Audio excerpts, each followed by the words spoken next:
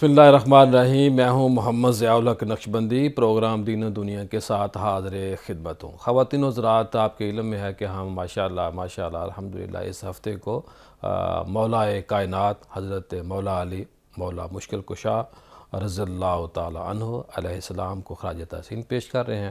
13 رجب کو آپ کا دنیا میں آنا ہوا، بہت ہی مقدس دن ہے۔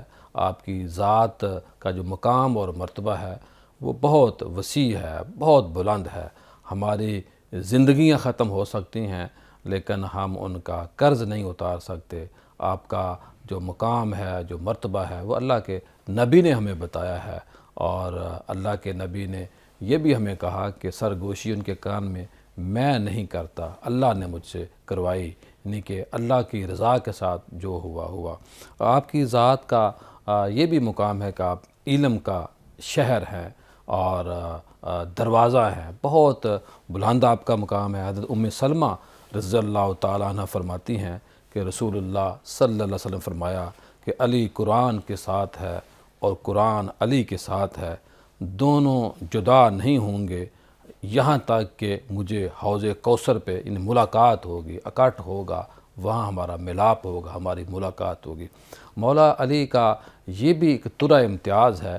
البدایہ والنہایہ ابن کثیر جلد نمبر 6 صفحہ 82 میں آتا ہے، حضرت اسماء بنت امیس رضی اللہ تعالیٰ عنہ فرماتی ہیں کہ اللہ کے نبی صلی اللہ علیہ وآلہ وسلم نے ایک موقع جب جنگ خیبر ہوئی تو مال غنیمت بہت زیادہ ہوا، تو اللہ کے نبی نے مولا علی کو یہ حکم دیا کہ آپ مال بانٹ دیں، تقسیم کر دیں لوگوں کے اندر۔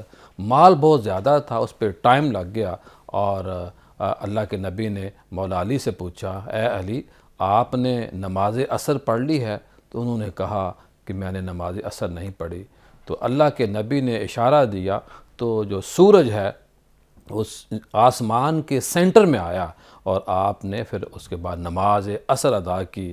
اور روایت میں یہاں تک لکھا ہے کہ جب آپ نے نماز پڑھ لی عصر کی تو سورج جو تھا اس تیزی سے نیچے گیا جس طرح آری چلائی جاتی ہے لکڑی کے اوپر، اور آری کو ایسے کیا جاتا ہے تو سپیڈ سے لکڑی کو کاٹا جاتا ہے۔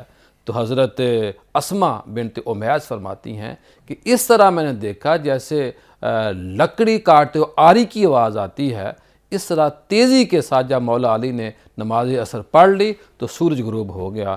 خواتین و حضرات، بہت مقام ہے، بہت عرفہ نام ہے۔ آج جب ہم نے موضوع کا انتخاب اچھا کیا ہے تو آپ کے علم میں ہے کہ ہم نے جن بزرگوں کو، جن دوستوں کو زحمت دی، ہم نے سوچا کہ ہم ان کو مستقل ساتھ رکھیں، کیونکہ یہ مولا علی کا ادب اور احترام سے نام لیتے ہیں۔ میرے ساتھ موجود ہیں حضرت پیر خواجہ محمد سلیمان قمر قادری، آپ سجادہ نشین ہیں آستانہ عالیہ مانی شریف جو ڈسٹرکٹ جنگ کے اندر واقع ہے۔ حضرت صاحب آپ کی آمد کا بہت شکریہ۔ بہت شکریہ قبلہ پیر صاحب۔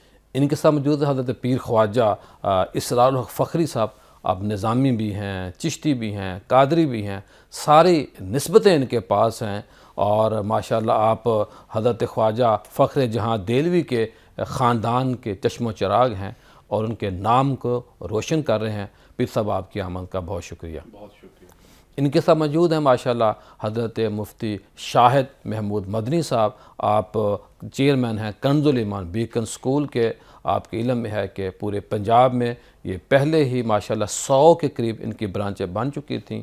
سوابی میں بھی اب ادارہ ان کا وہاں کھل چکا ہے۔ تو جو سوابی کے اندر رہنے والے جو لوگ ہیں ان سے بھی ہم یہ درخواست کریں گے کہ اپنے بچوں کو کنز الایمان سکول میں داخل کرائیں۔ پیر صاحب کیا فرمائیں گے آج کے موضوع کے حوالے سے؟ اگر میں آپ سے یہ سوال کروں کہ جو آج ہمارا موضوع ہے کہ مولا علی علیہ السلام رضی اللہ تعالیٰ عنہ کا جو دور خلافت تھا، آپ کو خلافت کیسے ملی، طریقہ کار کیا طے پایا، کیا فرمائیں گے آپ؟ بسم اللہ الرحمن الرحیم۔ قبلہ پیر صاحب، مولا علی کرم اللہ وجہ الکریم آپ خلافت کے منصب پر 35 ہجری میں متمکن ہوئے۔ جی۔ سیدنا عثمان بن عفان رضی اللہ تعالیٰ عنہ کی جب شہادت ہوئی تو اس کے بعد 3 دن تک مسند خلافت خالی رہا۔ اللہ اکبر۔ آپ نے اس کو قبول نہ کیا۔ پھر انصار اور دیگر صحابہ کے اصرار پر آپ نے اس شرط پر جو ہے وہ یہ منصب خلافت جو ہے اس کو بڑا نازک وقت تھا جی، بڑا نازک جب 3 دن آپ نے کہا ہے نا، وہ بڑا تکلیف دہ وقت ہے. بڑا تکلیف دہ. 3 دن آپ نے وہ خلافت قبول نہیں کی. تیسرے دن آپ نے مسجد نبوی شریف میں بیعت لینا شروع کی اور اس شرط پر بیعت لی کہ میں جو بھی فیصلہ کروں گا قرآن و سنت کے مطابق کروں گا اور قرآن و سنت پر سختی سے عمل کیا جائے گا. میں اس حوالے سے 2-3 باتیں آپ کے عرض گزار کرنا چاہتا ہوں کہ مولا کائنات علیہ السلام جب منصب خلافت پر متمکن ہوئے تو بہت سارے آپ نے ان سنگین حالات میں بھی بہت سارے ایسے کام کیے جو خلفائے راشدین جو پہلے 3 گزرے تھے ان سے بالکل مختلف تھے اور ان سے بالکل علیحدہ اور منفرد تھے. صحیح.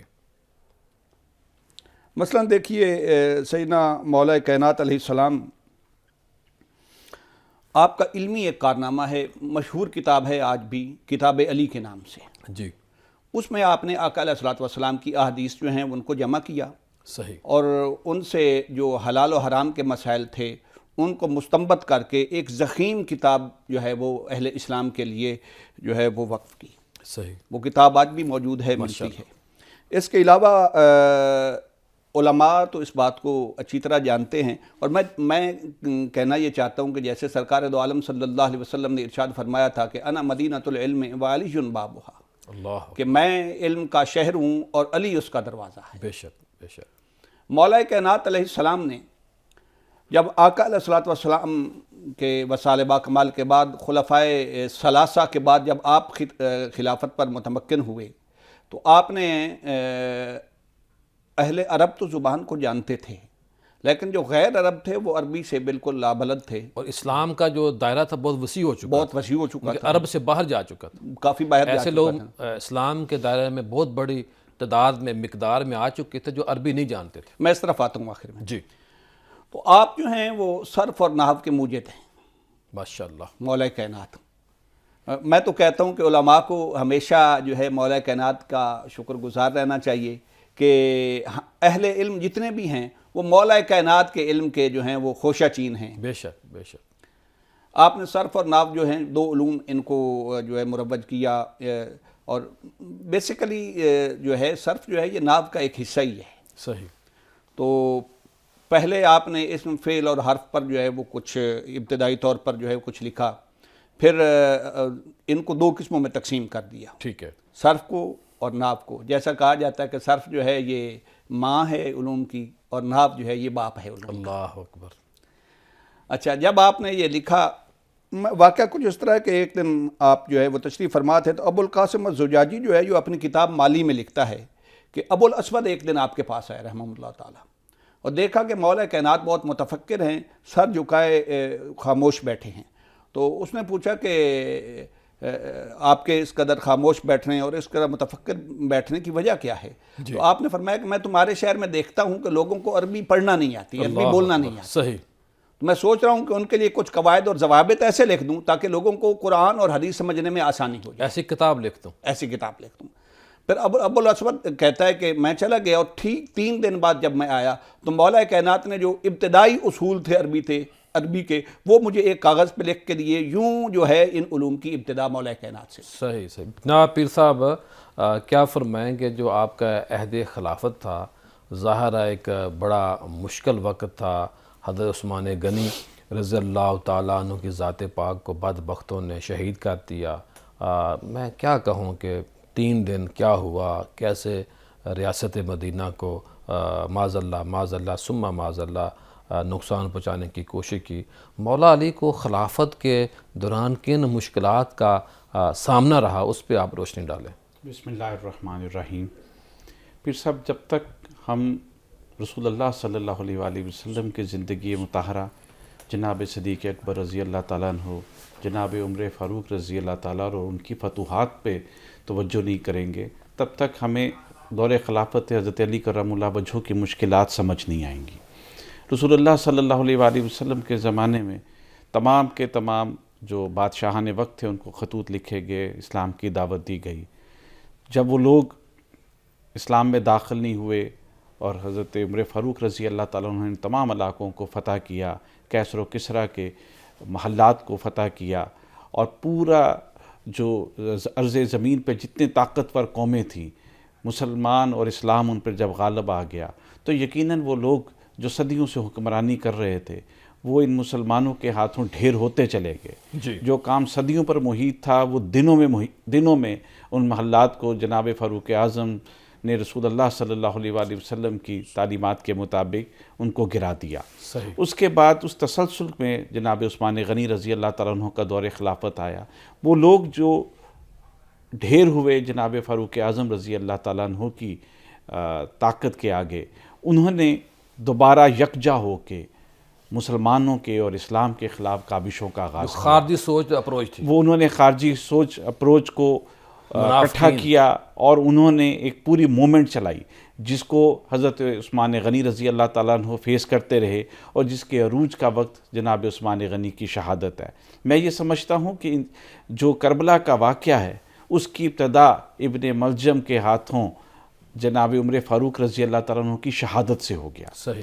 وہ ہستی جس نے اس پورے خلافت کے نظام کو مضبوط و مربوط کیا اور اس دائرہ اسلام اور سلطنت اسلامیہ کو زمین کے کونے کونے تک پہنچا دیا. وہاں سے ان سازشی عناصر نے مختلف علاقوں میں جمع ہو کے جناب عثمان غنی رضی اللہ تعالیٰ عنہ کو اور بالآخر ان کو شہید کیا. اور اس پرفتن دور میں اور اس پرفتن اجتماع کو فیس کرنا پڑا جناب علی کرم اللہ وجہہ کو. آپ نے نہ صرف علمی میدان میں آپ نے عقیدے کو اور ایمان کو مجتمع کر کے اس امت محمدیہ صلی اللہ علیہ وآلہ وسلم کو جمع کیا. صحیح. آپ نے فکری انتشار، آپ نے علمی انتشار اور آپ نے قرآن و حدیث کے خلاف جو ان کی موومنٹس تھیں، کبھی اللہ کے نام پر جمع ہونے کے لیے، کبھی وہ شخصیت پرستی کے خلاف کام کرتے تھے تاکہ شخصیات جو اسلام کی روشن ستاروں کی طرح ہیں جیسے جناب ابو بکر، عمر و عثمان و خود علی کرم اللہ وجہہ، ان تمام کے تمام ان کے جو کاوشیں تھیں ان کو ضبط، صبر، برداشت اور ان میں اتحاد پیدا کرنے کی کاوشوں کے ساتھ آپ نے اپنے دور خلافت کو چلایا.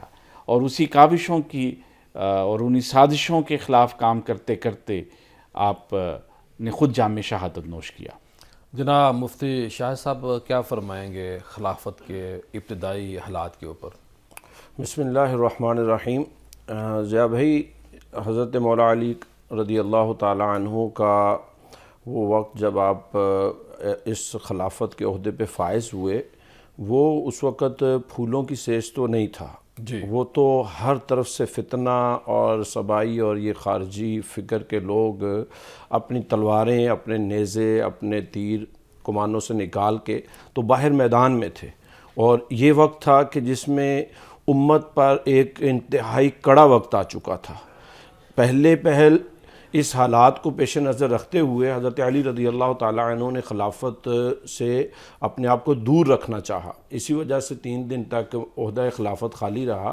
صحیح. اور پھر جب کبار صحابہ کرام نے آپ کو اچھی طرح اور بار بار اصرار کر کے مجبور کیا تو آپ نے خلافت کو جب قبول کیا تو وہ قبول کرنا یہ اصل میں اسلام کی حقانیت اور اسلام کا جو بظاہر انتشار کا معاملہ تھا اس کو کنٹرول کرنے کے لیے تھا.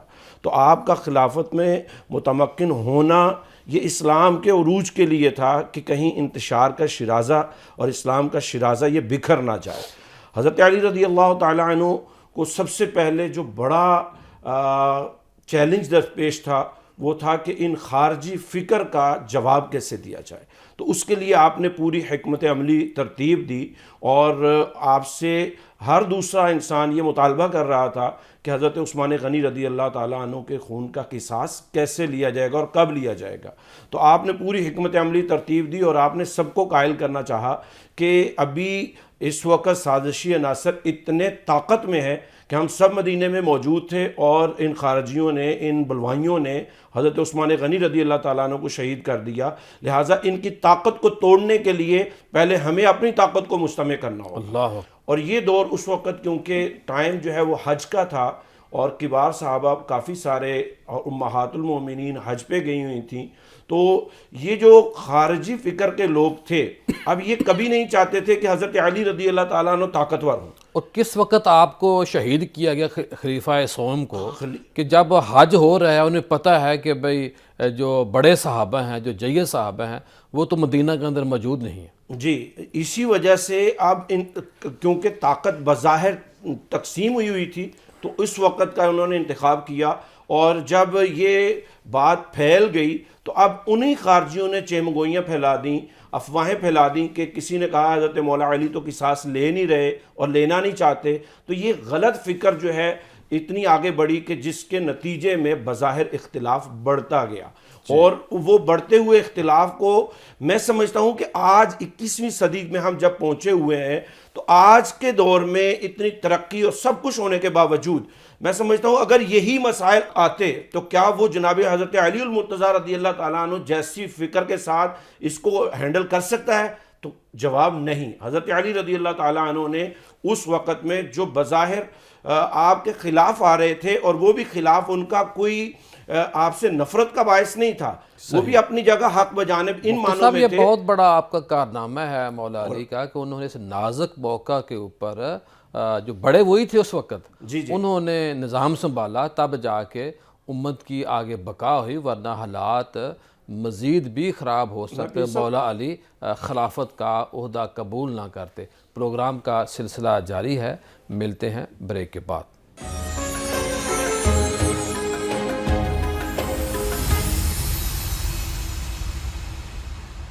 کے بعد خوش آمدید۔ آج ہمارا موضوع ہے مولا علی نے جن حالات میں خلافت کو قبول کیا، امت کو سہارا دیا، امت کو جوڑنے کے لیے رول پلے کیا، بہت بڑا فتنہ تھا۔ اور بریک سے پہلے مفتی شاہد مدنی صاحب جو بات کر رہے تھے، میں ان سے درخواست کروں گا کہ وہ بات کو مکمل کریں، پھر ہم پیر صاحب کی طرف آتے ہیں۔ جی تو میں ذہبی بریک سے پہلے یہ گزارش کر رہا تھا کہ ان حالات میں جب امت میں بظاہر اختلاف شدت پکڑ رہا تھا تو اس میں کہیں بھی ایسا نہیں تھا کہ جناب علی المرتضیٰ کے مخالف حضرت زبیر یا حضرت طلحہ یا سیدہ طیبہ طاہرہ اما عائشہ صدیقہ کوئی سلطنت کے حصول کے لیے کوئی بھی کھڑا نہیں تھا۔ یہ سب کے سب اس ایک معاملے کو ختم کرنے کے لیے چاہ رہے تھے، لیکن خارجیوں نے درمیان میں اپنے مقاصد کو حاصل کرنے کے لیے بظاہر ان کو لڑانے کی کوشش کی، لیکن وہ آخر تک ناکام رہے، کیونکہ حضرت سیدنا زبیر، حضرت سیدنا طلحہ، حضرت سیدہ طیبہ اما عائشہ صدیقہ آپس میں کسی ایک موقع پہ بھی آپس میں آمنے سامنے لڑنے کے لیے نہیں آئے۔ اس کا مطلب یہ ہوا کہ جنگ جمل ہوئی یا اس کے معاملات میں جتنے معاملات آئے، یہ خارجیوں کی پلاننگ کے ساتھ دونوں طرف کی افواج کے اندر یہ لوگ شامل تھے، اور ان لوگوں نے ان کو ایسے ہینڈل کیا کہ جس سے جنگ کا ماحول بن گیا اور اسلام میں نقصان کا باعث بنا۔ حضرت علی مولا علی رضی اللہ تعالیٰ عنہ اگر سمجھتے کہ یہ حق پہ نہیں ہے تو پھر جب آپ یہ جنگ کا ماحول ختم ہوا تو آپ بصرہ کے اندر قائم وہاں ٹھہرے ہیں، تو آپ نے دونوں گروپ کے ساتھی جو فوت ہوئے ہیں، شہید ہوئے ہیں، ان کے جنازے پڑھے اور پڑھائے، اور سیدہ عائشہ صدیقہ رضی اللہ تعالیٰ عنہ نے اس وقت بھی آخر میں یہی کہا کہ میں حضرت علی کو حق پہ سمجھتی ہوں۔ بڑے مدلل انداز آپ نے سمجھا دیا ہمیں۔ پھر سب کیا فرمائیں گے دور حکومت کے حوالے سے؟ بات تو پیر صاحب نے بھی پہلے بھی کی، مفتی صاحب بھی بات کر رہے تھے، آپ بات کو آگے کیسے بڑھائیں گے؟ میں دو جمل میں مفتی صاحب کی بات کے ساتھ جو ہے اپنا تسلسل جوڑ کے کنٹینیو کرنا چاہتا ہوں۔ جب مولا کائنات کے پاس مسند خلافت آیا تو کسی نے بہت خوبصورت ایک جملہ کہا ہے۔ وہ کہتے ہیں کہ مولا کائنات کو یہ جو خلافت تھی، یہ یوں سمجھ لیں کہ باغیوں کی طرف سے ایک تحفہ تھا۔ اللہ اکبر۔ اور پھر مولا کائنات نے اس کو جلد ہی بھانپ لیا کہ ایسے لوگوں میں آپ نے مسند خلافت کو سنبھالا ہے جن لوگوں نے آپ کو بالکل بے بس کر دیا ہے۔ صحیح۔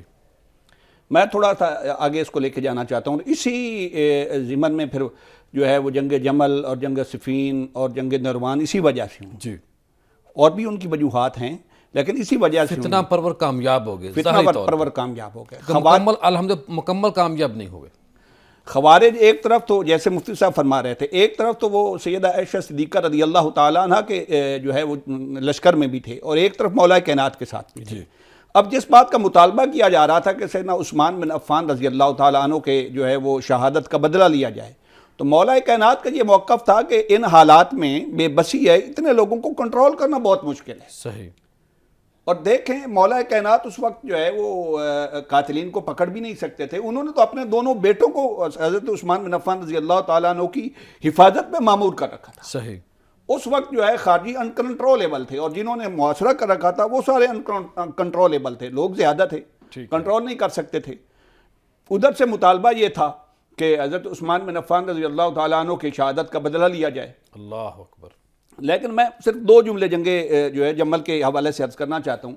جب جنگ جمل ہونے لگی تو مولا کائنات علیہ السلام نے اپنے لشکر کو ارشاد فرمایا کہ کسی مسلمان کا خون نہیں بہایا جائے گا اس طرح، اللہ اکبر۔ تلوار نہ اٹھانے والے کے ساتھ زیادتی نہیں کی جائے گی، لڑائی کی ابتدا کرنے والے اگر لڑائی کی ابتدا کی جائے گی تو اس کا جواب دیا جائے گا، صحیح۔ اگر وہ حملہ نہیں کریں گے تو حملہ نہیں کیا جائے گا۔ صحیح۔ اور اسٹریٹجی یہ بنائی کہ آپ نے اپنے چند احباب کو کہہ کر سیدہ طیبہ سیدہ عائشہ صدیقہ رضی اللہ تعالی عنہا کو جو ہے مقید محصور کر کے باعزت اور احترام اور عزت کے ساتھ واپس مدینہ بھیجا۔ اللہ اکبر، اللہ اکبر، اللہ۔ اسی طرح آپ جنگ صفین کو دیکھ لیں، ادھر بھی یہی مطالبہ تھا، بنو امیہ کے کچھ لوگ مل گئے اور ان کا مطالبہ یہ تھا کہ حضرت عثمان بن عفان کا بدلہ لیا جائے، اور پھر اس کو اس شدت کے ساتھ لیا گیا کہ آپ کا جو ہے وہ خون آلود قمیص جو ہے وہ بازار میں لٹکایا گیا، حضرت نیلہ رضی اللہ تعالیٰ عنہ کی انگلیاں مبارک جو کٹی تھی ان کو لٹکایا گیا، تو لوگوں میں اشتعال پیدا ہو گیا۔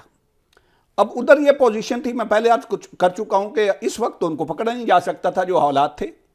مولا کائنات کا یہ موقف تھا کہ پہلے ان کو کنٹرول کر لیا جائے، پھر ان کو سزا دی جائے گی۔ صحیح۔ ظاہر ہے جنہوں نے محاصرہ کر لیا حکمت تھا، عملی جو آپ کی تھی، ہاں ظاہر ہے جنہوں نے ساروں نے وہ معصور کیا تھا حضرت عثمان بن عفان رضی اللہ تعالیٰ عنہ کو، تو ان سب کو تو قتل نہیں نہ کیا جا سکتا تھا، جی جی جی، ٹھیک۔ اتنی آپ کے پاس فوج بھی نہیں تھی۔ جناب پیر صاحب کیا فرمائیں گے جو حضرت عثمان غنی رضی اللہ تعالیٰ عنہ کے قاتلین تھے، پھر ان کا قتل کرنا، ان کو گرفت میں لانا، پھر قصاص کا معاملہ ہے، کیا فرمائیں گے؟ بہت ہی نازک موضوع ہیں، ادب کا جو پہلو ہے، دامن جو ہے ہم نے وہ بھی نہیں چھوڑنا، بات بھی کرنی ہے، کیا فرمائیں گے آپ؟ اس میں مختصراً آپ کی خدمت میں یہ عرض کروں گا کہ میں نے جیسے اپنے پچھلے سوال کے جواب میں آپ کو پیش کیا کہ یہ ایک تسلسل کا نام ہے۔ جو دشمنان اسلام ہیں، جو مختلف روپ لے کے جنہیں خوارج کہا گیا، فتنہ پرور کہا جاتا ہے، شدت پسند کا لفظ جن کے لیے بولا جاتا ہے، میں یہ سمجھتا ہوں کہ جو عثمان غنی رضی اللہ تعالیٰ عنہ کے قاتلین ہیں وہی جناب علی کرم اللہ وجہہ کے قاتل ہیں، وہی گروہ ہے۔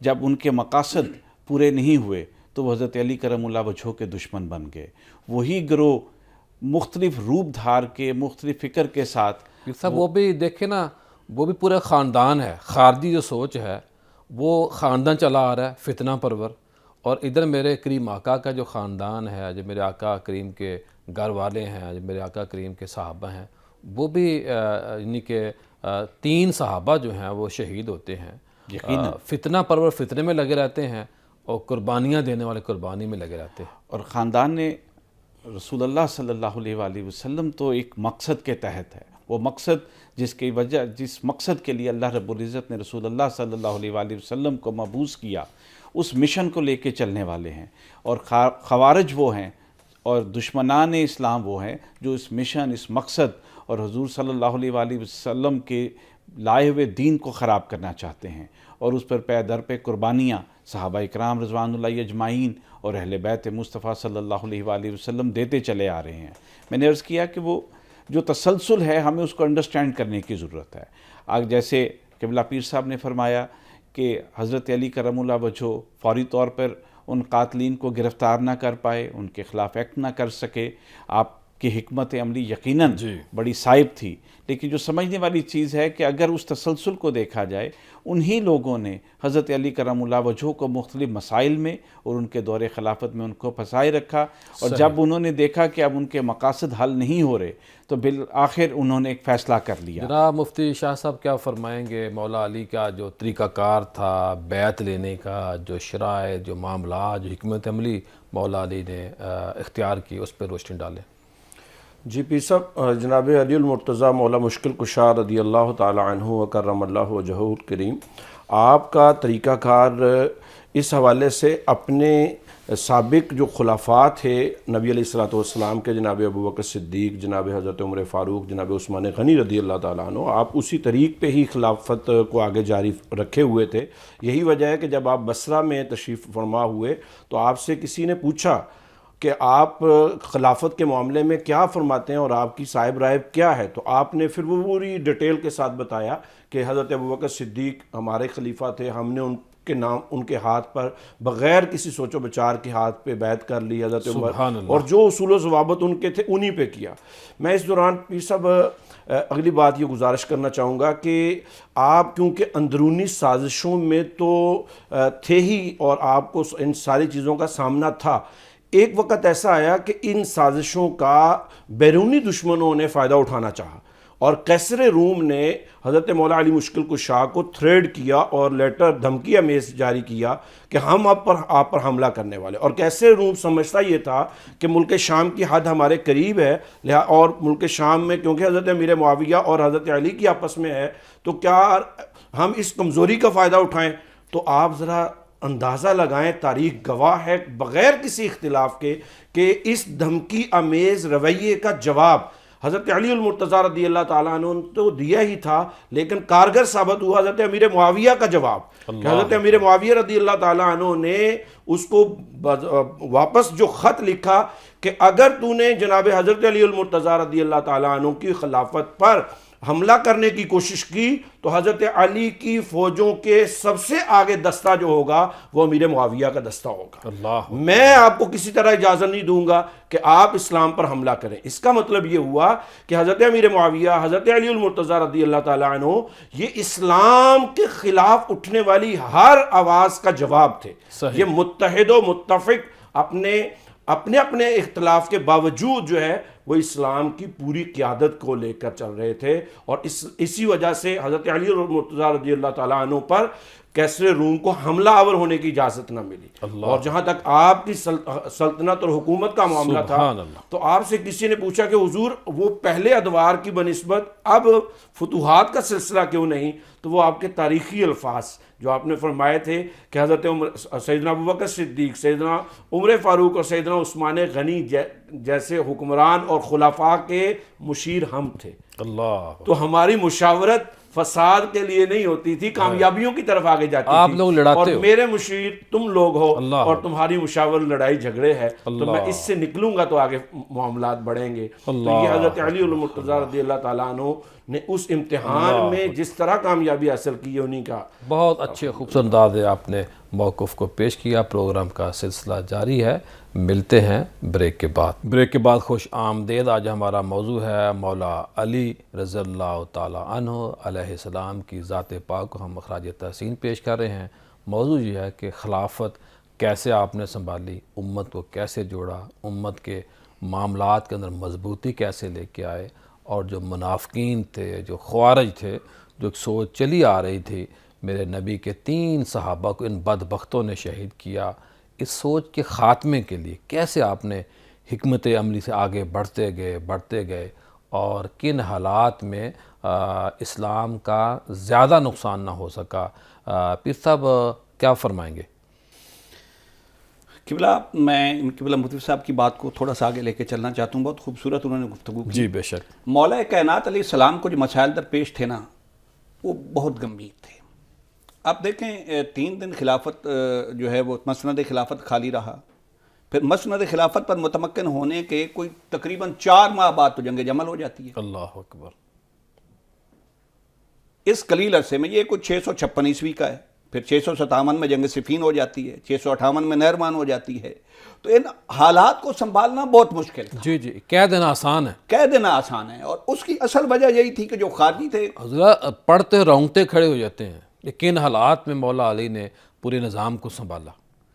تو یہ جو خوارج تھے وہ دونوں طرف تھے۔ جی۔ اب دیکھیں ادھر سے ان کا مطالبہ تھا، بعض روایات میں آتا ہے کہ جن ان کا تو مقصد فتنہ ڈالنا تھا۔ بس میری عرض 2 منٹ سنیں گا۔ بعض میں نے جو ہے وہ تاریخ کی کتابوں میں پڑھا ہے کہ جنہوں نے حضرت عثمان بن عفان رضی اللہ تعالیٰ عنہ کی شہادت جو ہے اس پر جو ہے وہ اس کا بدلہ لینے کا مطالبہ کیا تھا، ان میں بھی کچھ خوارج موجود تھے جو قتل میں بھی حضرت عثمان کی شہادت میں بھی وہ ان کا حصہ تھا، ادھر بھی انہوں نے کام کیا، اور پھر مولا کائنات سے مطالبہ شروع کر دیا کہ آپ اس کا بدلہ کیوں نہیں لیتے۔ جی۔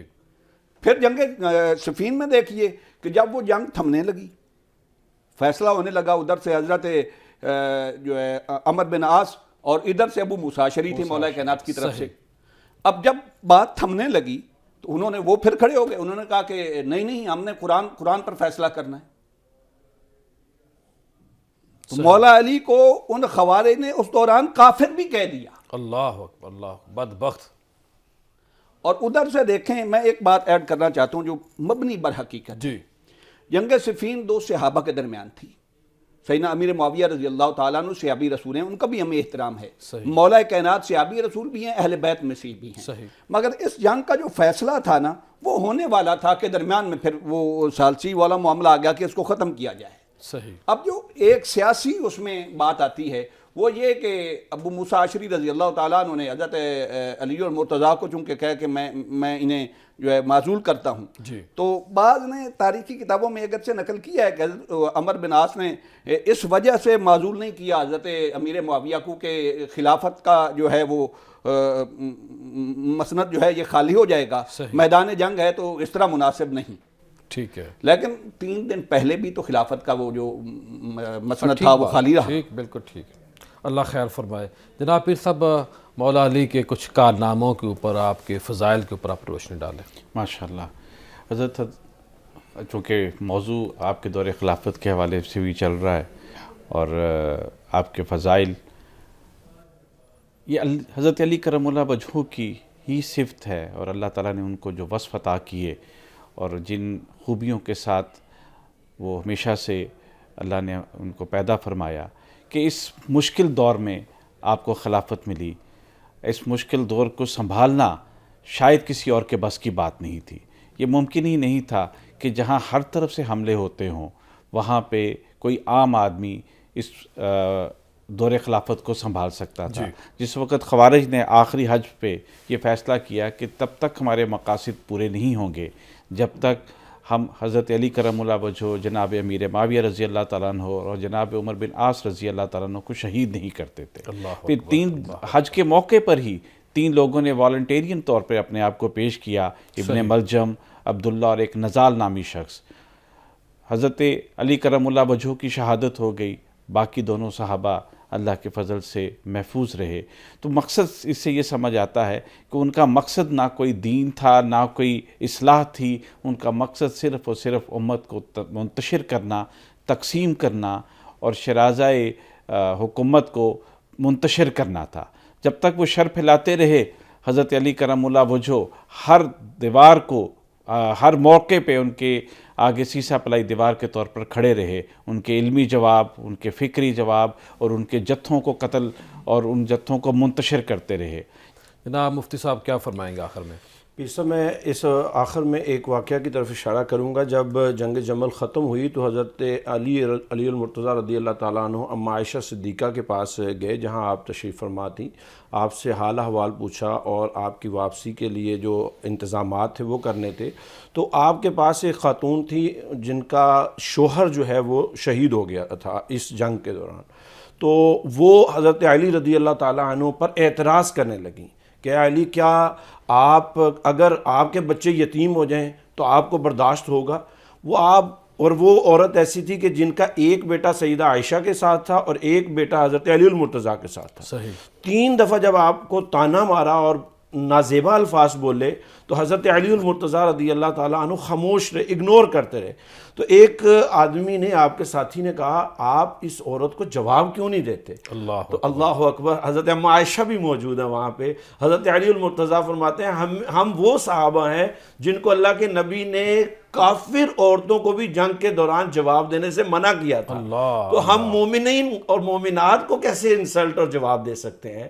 یعنی آپ کی تربیت کا عنصر ایسا ہے کہ آپ اپنے بظاہر مخالف کو بھی، اگر وہ مسلمان ہیں اور خاتون ہے، تو آپ اس کا اس وقت بھی احترام کر رہے ہیں. اور حضرت امام حسن رضی اللہ تعالیٰ عنہ کا اس پوری دور خلافت کے اندر، میں سمجھتا ہوں جب میں پڑھ رہا تھا تو میں نے بار بار اس چیز کو محسوس کیا کہ حضرت امام حسن نے ایسی مدبرانہ انداز کے اندر ان معاملات کو ڈیل کیا. جنگ جمل میں صلح ہو چکی تھی رات کو اور حضرت امام حسن کا بہت بڑا کردار تھا، لیکن خارجیوں نے سمجھا کہ اب اگر ان کی صلح ہو گئی آپس میں تو حضرت ام عائشہ، حضرت طلحہ، حضرت زبیر رضی اللہ عنہم، یہ تو ہم خارجیوں کے بارے میں فتویٰ جاری کر چکے ہیں، جی بالکل، تو اگر حضرت علی نے بھی فتویٰ جاری ان کر کو دیا اپنی فکر تھی تو ہم مارے جائیں گے، لہٰذا انہوں نے انتشار کی فضا کو آگے بڑھایا اور نقصان اسلام کا۔ میں ایک جملہ ایڈ کر کے جناب اس کو گفتگو کو ختم کرتے ہیں۔ جی جیسے مفتی صاحب قبلہ فرما رہے ہیں، اس سے آگے یہ آخری جملہ میں عرض کرنا چاہتا ہوں، یہی وہ خوارج تھے جن کے خلاف پھر مولا کائنات کو خود بھی لڑنا پڑا، صحیح،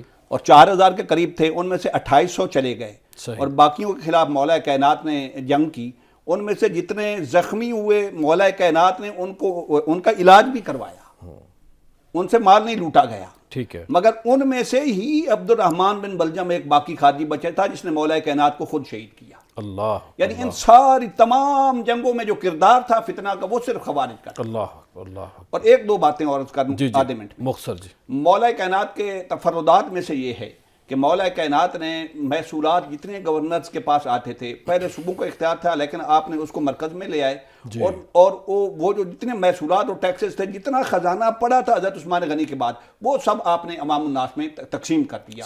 اسی طرح زمینوں کو معاملہ تھا، وہ بھی برابر تقسیم کی، عرب غیر عرب کیا، کالا کیا، سفید کیا، حتیٰ کہ آپ نے اپنی بہن اور ان کی نوکرانی کو بھی ان کے برابر حصہ دیا۔ تیسرا محصولات میں سے جو رقم تھی وہ جیس طرح تقسیم کی جاتی تھی وہ بھی آپ نے برابر تقسیم کی۔ اصل میں پیر صاحب آپ تو دینے والے تھے نا، آپ تو بانٹنے والے تھے، آپ تو سخی تھے، تو آپ نے اپنے بھائی عقیل کو بھی دوسرے لوگوں کے برابر حصہ۔ بہت شکریہ پیر صاحب، بڑی مہربانی۔ خواتین حضرات، آج کا وظیفہ ہے یا ودود ہو، یا ودود ہو، بہت محبت کرنے والا، کون؟ میرا اللہ، میرا مالک۔ اس وظیفے کو آپ نے پڑھنا ہے 313 بار نماز فجر اور نماز عشاء کے بعد۔ جب آپ اس وظیفے کو پڑھیں گے تو اللہ سے اور اللہ کے رسول سے آپ کو محبت کا ایک ہنر ملے گا، ایک فن ملے گا، طریقہ ملے گا، ان کے لگاؤ بڑھ جائے گا اللہ کے رسول سے۔ والدین کے ساتھ آپ کی محبت بڑھے گی، اساتذہ کے ساتھ آپ کی محبت بڑھے گی، اور اللہ کے جو محبوب بندے ہیں، اولیاء ہیں، ان سے محبت آپ کے اندر پیدا ہوگی۔ پھر اللہ کے جو اچھے کام ہیں ان کاموں کی طرف آپ کا ملان ہوگا، آپ کا ذہن جائے گا، برے کاموں سے بچ جائیں گے، اور پھر اس وظیفے کی برکت سے اگر آپ کا دل سخت ہے تو پھر دوسروں کے کام آنے والے بن جائیں گے، دوسروں سے پیار کرنے والے بن جائیں گے، دوسروں سے ایک عجز اور عاجزی سے پیش آنے والے بن جائیں گے۔ اگر کسی بندے کی شادی نہیں ہوتی، اگر جائز بنیادوں پہ چاہتا ہے کہ میری لو میرج ہو جائے، میری پسند کی شادی ہو جائے، تو مولا علی کا صدقہ انشاءاللہ اس وظیفے کو پڑھے تو شادی بھی ہوگی، لیکن شادی اچھی جگہ ہونی چاہیے جہاں پہ حسن بھی ہو، مال بھی ہو اور عقل بھی ہو۔ کل دوبارہ آپ سے ملاقات ہوگی۔ السلام علیکم۔